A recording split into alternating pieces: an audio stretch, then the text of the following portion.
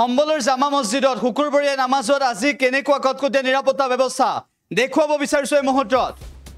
কটকটীয়া নিৰাপত্তা ব্যৱস্থা গঢ়ি তোলা হৈছে তাৰ সমান্তৰালভাৱে আমাৰ দুটা দৃশ্য আছে আমাৰ হাতত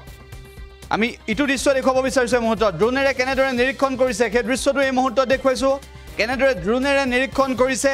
আৰু এনেদৰে কটকটীয়া নিৰাপত্তা বেষ্টনী গঢ়ি তুলিছে উল্লেখ হৈছে কটকটীয়া নিৰাপত্তা বেষ্টনী সম্বলৰ জামা মছজিদত আজি এনেদৰে শুকুৰবাৰীয়া নামাজৰ সময়ত কটকটীয়া নিৰাপত্তা বেষ্টনী দেখিবলৈ পোৱা গ'ল আমি এই মুহূৰ্তত আপোনালোকক সেই দৃশ্য দেখুৱাইছো কটকটীয়া নিৰাপত্তা বেষ্টনীৰ মাজত আজি শুকুৰবাৰীয়া নামাজ আদায় কৰে লক্ষণীয় বিষয়টো হৈছে যে চাহি জামা মছজিদৰ কমিটিৰ তৰফৰ পৰা ইতিমধ্যে এই সন্দৰ্ভত সকলোকে সুৰক্ষিত কৰাৰ প্ৰশ্ন আহি পৰিছিল আৰু একেটা সময়তে এডভোকেট অধিবক্তা জাফৰ আলীয়ে এই সন্দৰ্ভত নিজাববীয়াকৈ নিৰীক্ষণ কৰিছিল আজিৰ দিনটোত সেও আমি আপোনালোকক এই মুহূৰ্তত দেখুৱাইছো আৰু ড্ৰোনেৰে কেনেদৰে আৰক্ষীয়ে সেই নিৰাপত্তাৰ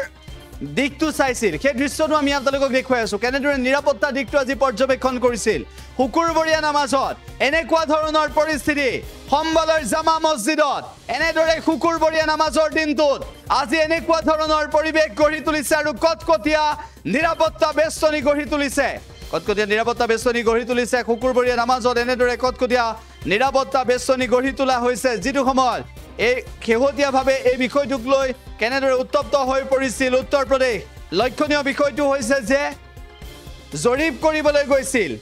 প্ৰশাসনৰ লোক ইয়াৰ পৰৱৰ্তী সময়ত শিলগুটি দলিওৱাৰ ঘটনা সংঘটিত হৈছিল তিনিগৰাকী লোকৰ মৃত্যু হৈছিল পৰিস্থিতি বেয়াৰ দিশলৈ গৈছিল আৰু ইয়াৰ পিছত সম্বলৰ এই জামা মছজিদত কেনেদৰে আজিৰ দিনটোত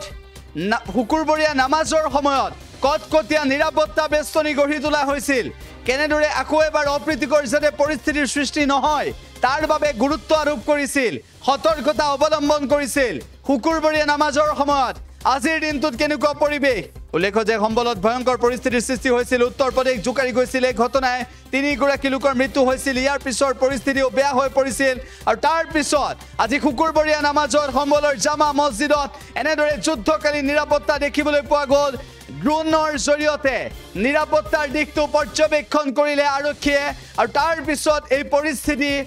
নিয়ন্ত্ৰণত কেনেদৰে ৰাখিব পাৰে আৰু পৰৱৰ্তী সময়ত জৰীপ কৰিবলৈ কেতিয়া যাব বা জৰীপ কৰাৰ এই বিষয়টোক লৈ অধিবক্তা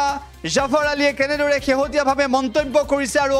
জাফৰ আলীক উচ্চতৰীমূলক বক্তব্য দিয়া বুলি আৰক্ষীয়ে আটক কৰাৰ পৰৱৰ্তী সময়ত মুকলি কৰি দিছিল আৰু আজি শুকুৰবাৰীয়া নামাজত দেখিবলৈ পোৱা গ'ল সেই দৃশ্য আমি আপোনালোকক এই মুহূৰ্তত দেখুৱাইছো শুকুৰবাৰীয়া নামাজৰ দিনটোত কেনেকুৱা পৰিৱেশ সম্বলৰ জামা মছজিদত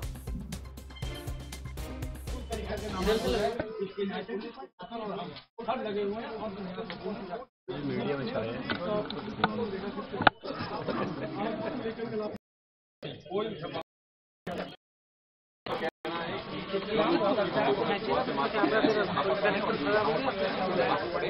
ये गेट का देना যিকোনো খবৰৰ বাবে যোগাযোগ কৰক 7099017330 অথবা 7099017990